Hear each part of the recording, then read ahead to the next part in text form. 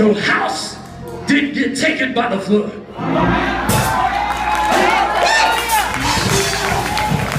Your children are yet still here. I need great people that want to act like God has done something.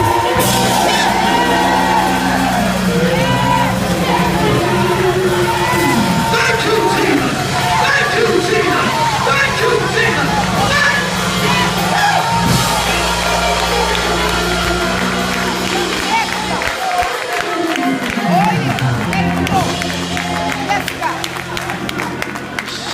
Worshipers here. Yes, You didn't have to do it, but you did. yes, yes, It could have been my house gone, but yet I'm still here.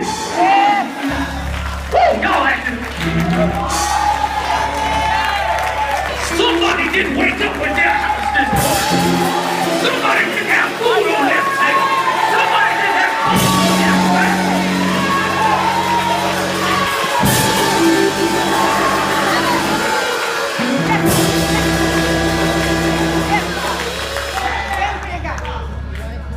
But he saw fit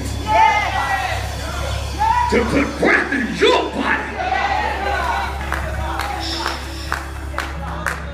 Come on, worship is right. Hands in the air, just saying something good to him. Because you didn't have to stop by my house this morning.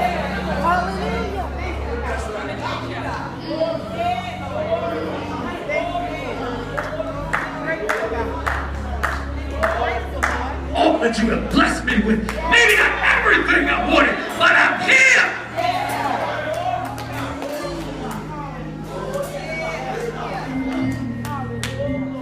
And for this we say thank you. Now I'm going to give you 30 seconds, because I can't tell them for you, but you can show up and up your mouth and say something. Come on, say something. Say something. Have I been good to you? Say something. Did I wake you up this morning? Say something. Now the clothes on your back, food on your table, say something. Thank you, God. Thank you, Lord.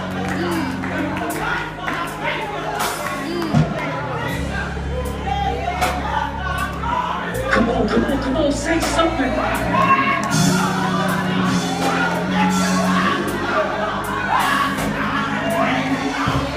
If it had not been for the Lord on our side.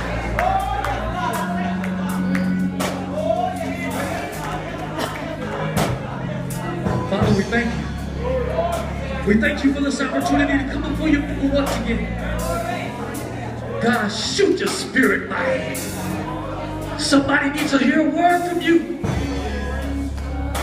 Now let the words of our mouth, the meditations of our heart, be acceptable in your sight. For you are our strength and our redeemer. Let me say that again. You are our strength and our redeemer. The church said, amen.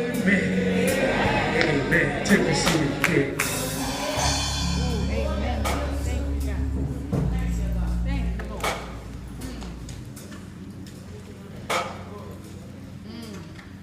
I don't know if y'all watching the news. I don't know if you just looking at all these. But man, the end is coming so fast. Turn this light up just a little bit for me. I got to preach later today. I'll kill myself up in here. It's coming so fast. But here's the unique thing about it. We continue to come into the house of worship and don't work. I need to get to where I'm going, but I gotta say this first. You see, we are so caught up in what you got on and what she got on. Come on, go ahead. That we're not gonna open up ourselves to have a conversation with our Father while the Father is in the house. What we cannot afford to do is continue to play church. We can't afford to get, not when people shooting in the Northeast at a storm. That's right. Not the Northeast. your children are at risk is going to school. That's right. That's right. But you're going to come in and play church? My God. Let me tell you a quick story. I'm going to go ahead and get started. Amen. There's a story about a doctor and a pastor having a conversation. The doctor says to the pastor, there is no reason to believe that your God exists. He asked the pastor the question, Pastor Calvin, can you see him? He said no. He said, can you smell him? He said no. Can you taste him? He said no. He said, but there's no evidence that your God is real.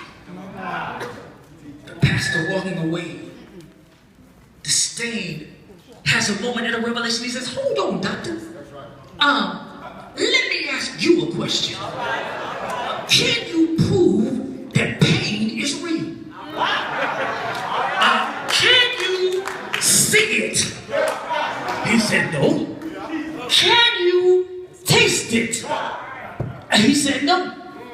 Can you smell it? My God. He said, no. He said, well, then there's no evidence that pain is real. But then he says, hold up, Pastor. Every once in a while, I feel something on the end. Thank you for saying that. Because every once in a while, when I get on my knees, every once in a while, when my back is against the wall, I feel something.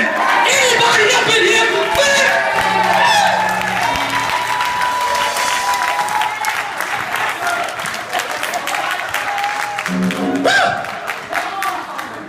Come on, let's get to this word. Let's get to this word. I'm not going to hold you long. I know people need to get out of here, need to get rolling. But I feel excited about this. Y'all ready? Look, before I do that, I don't normally do this. But I have so many people that have had the opportunity. And see, a lot of times people don't have the opportunity to come and hang out with me. So I have to thank those that did come today. Todd, who is one of my announcers, has been there for 13 years, was with me the very first time I opened up my mouth and preached the word. 10 years ago. So I appreciate him being here. My wife is here, son is here. Associate pastor slipped out of the service. Hamilton came and hung out with me. I appreciate him. And of course his wife, who was an elder with me, we're in the same elder class, so I appreciate her. And every time I see him, he says, man, everywhere I go, I hear about you. I don't know exactly what he hears, but praise God, I hope it's good.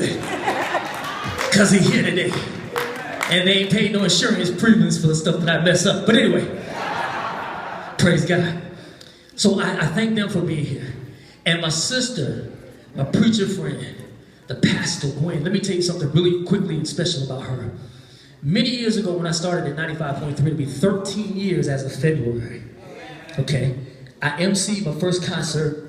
It was the first time I did something Christian. I had no earthly idea what I was doing, Pastor. But God said something, and I repeated it. And I went to the baptismal pool at Old Bible Way, Pastor, and I cried my eyes out. Because I was like, should I have said that? Who am I? What business did I have saying that? And she came back to that baptismal pool and she said, Tony, did God tell you to say that? And I said, yes. She said, baby, don't worry about it. I decided to go and be a minister the next Monday. My God. Because somebody, here's the word right here, see, we busy tearing folk down. See, somebody took the time and said, you know what? If God said it to you, don't worry about it. So I thank her for being here as well. Let's go to the word of God. 2 Corinthians 4, 8 through 12. 2 Corinthians 4, 8 through 12. And it reads in the New King James Version. Y'all already gave me my workout, so here we go. We are hard pressed on every side, yet not crushed. We are perplexed, but not in despair. Persecuted, but not forsaken. Struck down, but not destroyed. Verse number 9 says it like this in the Message. It says, while we are going through the worst, you're yet getting in on the best. Look at your neighbor and say, neighbor, keep pounding. Keep pounding. Keep pounding. This jersey makes sense now, huh? Keep pounding. On the way to this year's Super Bowl, you probably heard the Carolina Panthers team mantra, keep pounding. The question is, do you know the story behind the phrase? Former linebacker for the Panthers and coach Sam Mills is the one that said this, and I'll tell you more about that in a second. Born June 3rd, 1959, he played linebacker in college at Montclair State University from 1977 to 1980. He had great stats that pros fellas loved. He was an all-time leader in career tackles, 501. Tackles in a season, 142. Tackles in a game, 22. He was a 3-time NJAC first-time All-Star and named the New Jersey Collegiate Writers Defensive Player of the Year 3 seasons straight. But when scouts came to see him, all they could ask was, he's only 5'9"? Isn't it interesting? No matter what you do, your haters find something to tear you down. So they lost interest. So Sam Mills ends up playing for the USFL, winning 2 titles. His head coach, Jim Mara, was being hired to be the coach of the New Orleans Saints. And Mills followed his mentor.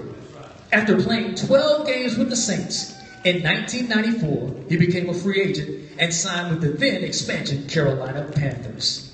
This career rebirth gave him his 5th Super Bowl, Pro Bowl appearance in 1996 at the age of 37. Now, after playing 12 seasons in the NFL, he recorded 1,319 tackles, 20.5 sacks, 11 interceptions, 4 touchdowns while starting 173 of 181 games. After retiring, he became a defensive assistant coach for the Panthers in 1998. By January of 2004, he was coaching the linebackers for the Panthers. Then, though, he was in his 5th month of intestinal cancer, a grim battle that his doctors figured he'd already lost. Instead, during a typical week that year, check this out now, Mills endured 7 hours of chemotherapy on Monday, 7 more on Tuesday, 3 more on Wednesday, returned to work on Thursday, coached through the game on Sunday, and started it all over again on Monday. Now, he kept this a secret from the Panthers until they faced the Dallas Cowboys in 2004 for the NFC title. He gathers the Panthers, tells them to take a knee, and he said this: I have cancer. When I found out, there were only 2 things I could do: quit or keep pounding. All right. I'm a fighter. I kept pounding. You're fighters too. You keep pounding. And they went on to win the NFC Championship in 2004, beating the Dallas Cowboys. So Sam Mills reminds us that despite what your haters say, you must keep pounding. When they talk about you, you must keep pounding. When they bring up your past, you must keep pounding. When they say, I remember when, you gotta keep pounding. You tell them that was then and this is now. Keep pounding. But Paul says this in Philippians 3:13 through 14, forgetting those things which are behind, reaching forward to those things which are before. I press toward the mark. He also continues his refrain in 2 Corinthians 5:17. Therefore, if any man be in Christ, he is a new creature. The old things are passed away. Behold, the new things have come. Keep pounding. Your first lady is quoted as saying this: you may not always live a comfortable life, And you may not always be able to solve the world's problems, but don't ever underestimate the importance you have. Because history has shown us that courage can be contagious, and hope can take on a life of its own. There's an ancient proverb that says this: turn your face to the sun and the shadows will fall behind you. But what, Elder G, does that mean? While you're thinking about things positive, all your haters will fall behind you. While you're looking at the sunshine, the darkness will fall behind you. You gotta keep pounding. Yes, sir. So in our text, Paul is writing letter number 2 to the Corinthian church. In fact, there are 4 letters, but only 2 have been found. Letter number 1 is a straighten it out kind of letter. He deals with some things that are happening in the church. He deals with unity in the church, impurity in the church, and some confusion about marriage. But there's a situation in this letter, and Pastor G and I were talking about this just a few days ago. This letter is very interesting, Pastor. It is him being very transparent. He's dealing with 2 things. Number 1, he says, hey, I didn't want to be too rough with you in letter number 1. So let me just kind of say, we're trying to keep some things in order in the house of God. The other thing he says is this: I appreciate the fact that you did some things right, but you did a few things wrong. There was a scenario where there was a son who had slept with his dad's wife. So when they found out about that, they put him out the church. However, he comes back and sincerely repents. And they don't let him back in the church. My God. Do you see yourself in the mirror with that? See, we so busy trying to sit folk down, but we won't lift them back up.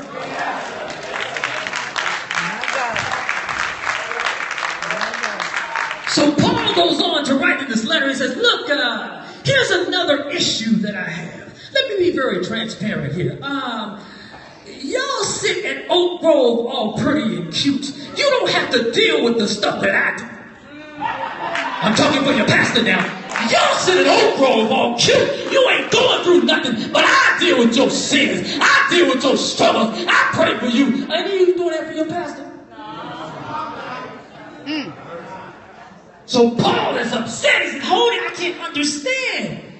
Why are y'all making this so hard for me? I'm out here trying to spread the word of Christ. I leave y'all for a couple of months. I can't go back. I'm sorry, I want to go back. And y'all over there tripping. But the most important thing, Pastor, as Titus is taking back this letter, because y'all know they didn't have emails or texts. These brothers were walking, okay?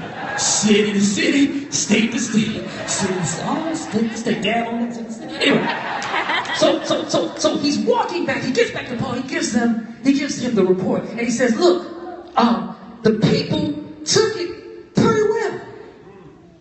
They took the letter pretty well. However, there are still some haters there, and the haters are asking questions like, who does Paul think he is? Is Paul really an apostle? And who gave him the right to have this call?" Come on. They were questioning his call.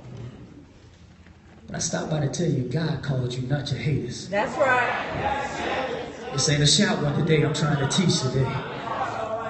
Let me give you an example. Anybody in here have ADT? You got a security type system? Anybody got a security type system? Okay. So you understand. This is the story of a gentleman. Matter of fact, he does radio. And he gets to his job and he gets a call from ADT. Now, the people that have security systems understand something that I didn't get at the first time I got a call that my alarm went off. They call you before they call the authorities.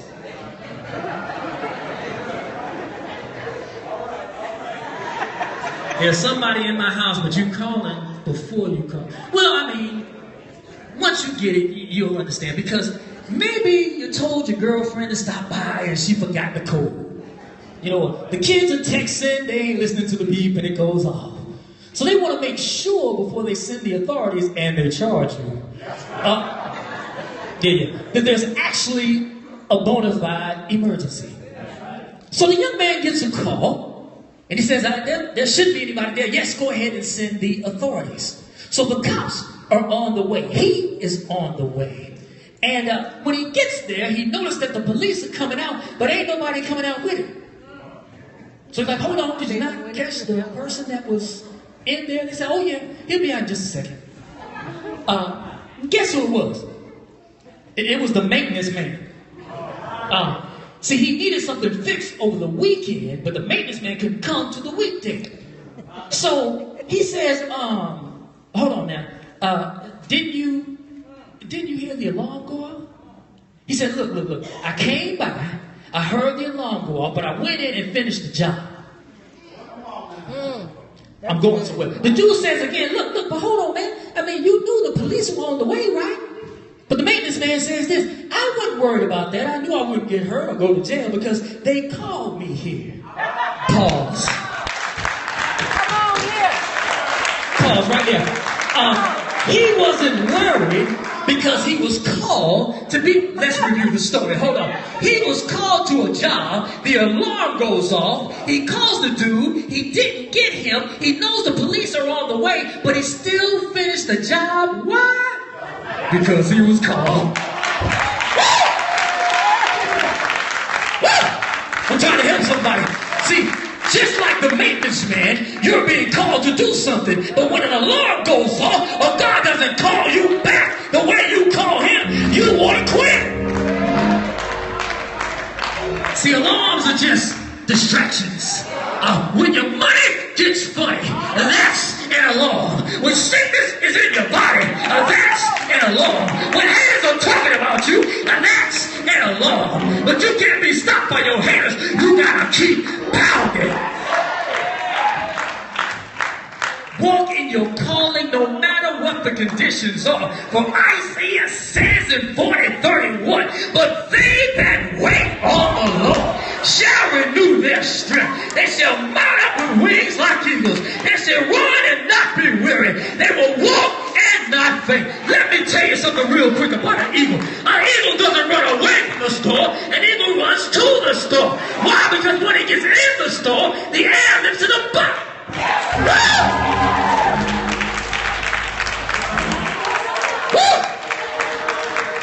The wind lifts it above the storm. I need 3 people to slap somebody and say, I'm looking for my next storm. You want more money, you better look for a storm. You want another job, you better look for a storm.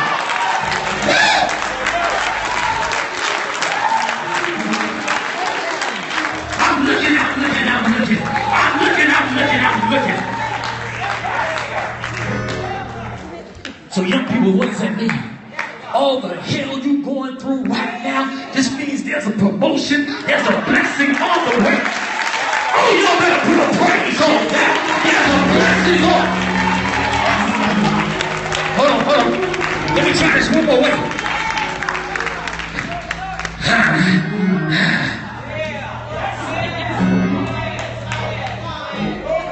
Mama, all that hell you've been through. All that craziness going on your job. All them haters coming upon you at school. Come on now. That's just a storm. And in the storm, the wind takes you above the storm. My God.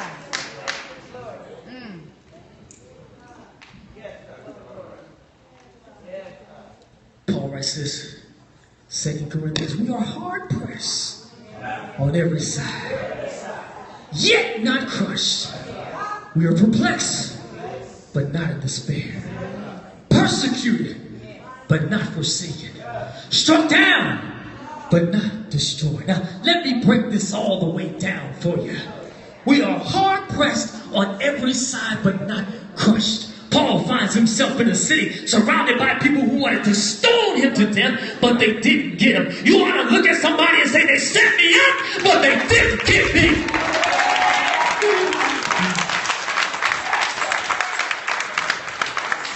Perplexed, but not in despair. Man, I don't get these Corinthians, but I know God is in control.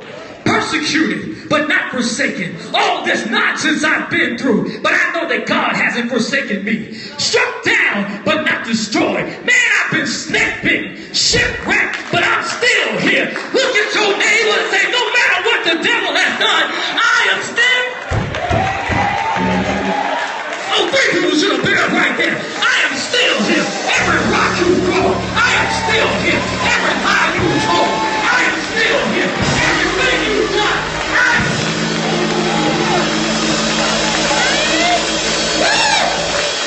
I'm still here. I'm still here. I'm still here. I'm still here.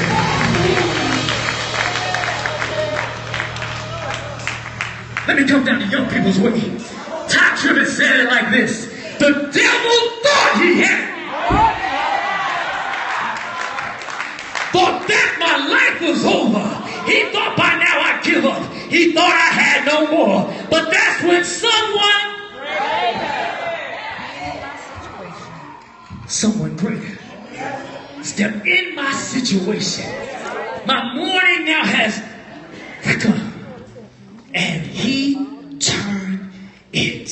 I stopped by Oak Grove to let you know God is about to turn it. If you don't mind standing on your feet, you need something turned around. Baby, you want to turn around right there and say, God is about to turn.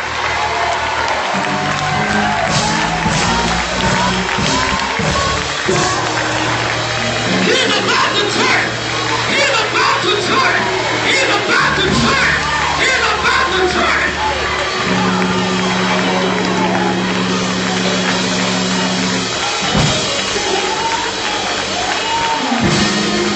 Come on and turn that situation around. Come on and turn that situation around.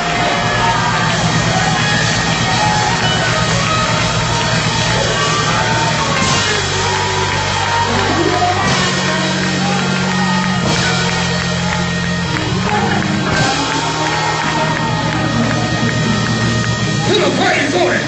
Put a praise on it. Put a praise on it. Put a praise on it. Put a praise on it. Woo!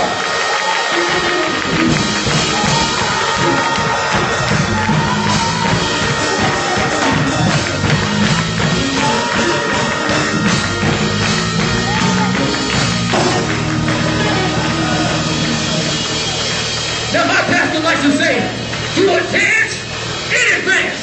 If you believe God's about to turn it around, you better give him a dance like it's on the way.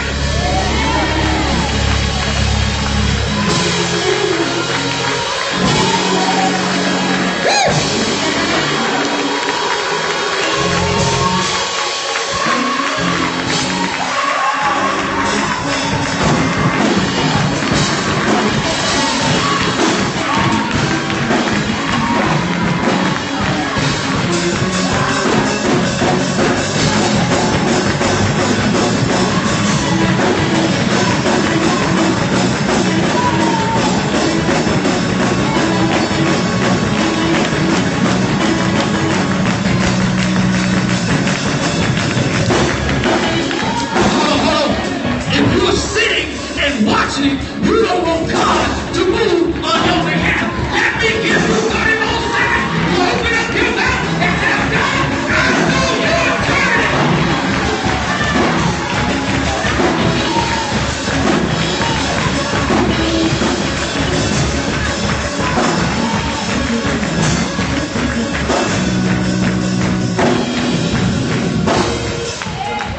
Come on, take a seat, take a seat, take a seat. We head to the Lord, we head to the Lord. Woo! He's about to turn. He's about to turn. He's about to turn. He's about to turn. He's about, I just hear him talking, he's about to turn. I don't know which one I need to go down, but he's about to turn. He's about to turn. He's about to turn. He's about to turn. Woo!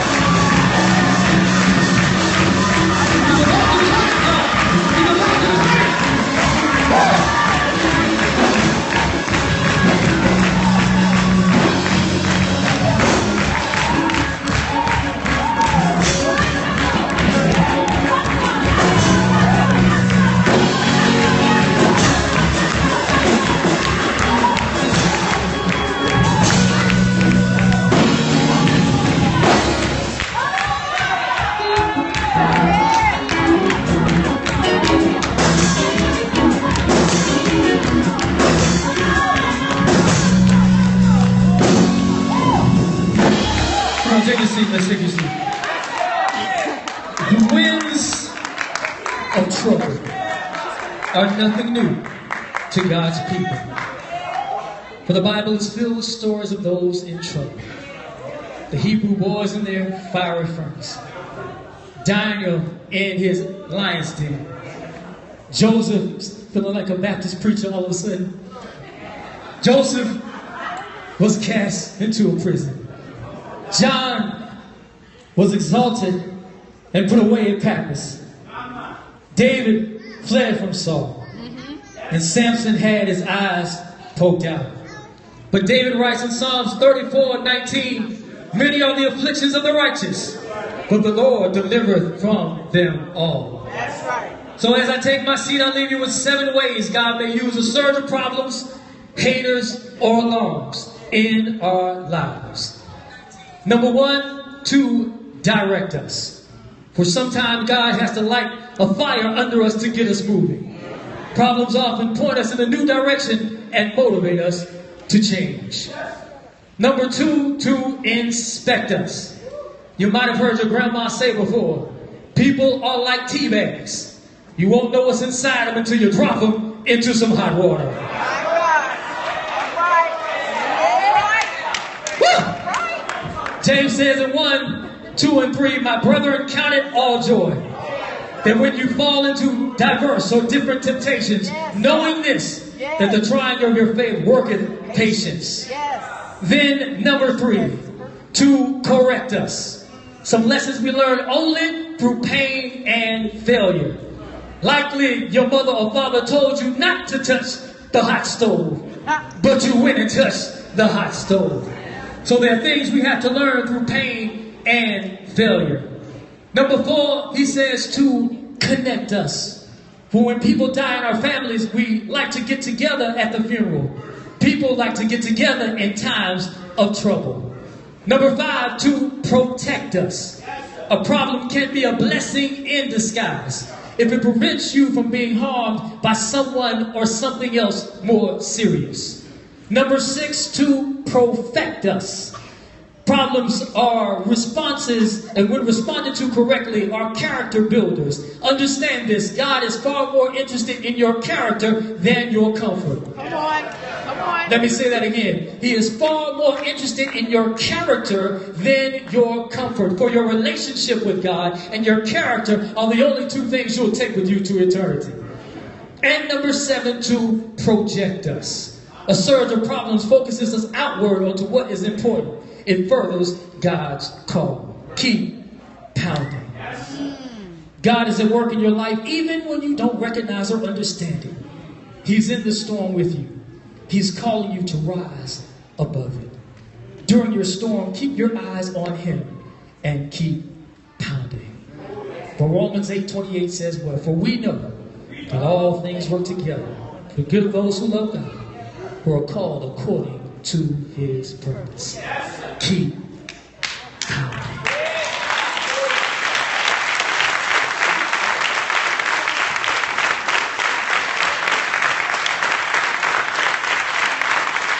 Keep pounding. If you wouldn't mind standing to your feet, keep pounding. Young people, keep pounding. No matter what the haters say, keep pounding. This word has been in my spirit over 2 or 3 months, Pastor. So when I got the invitation to come, I knew it was the one.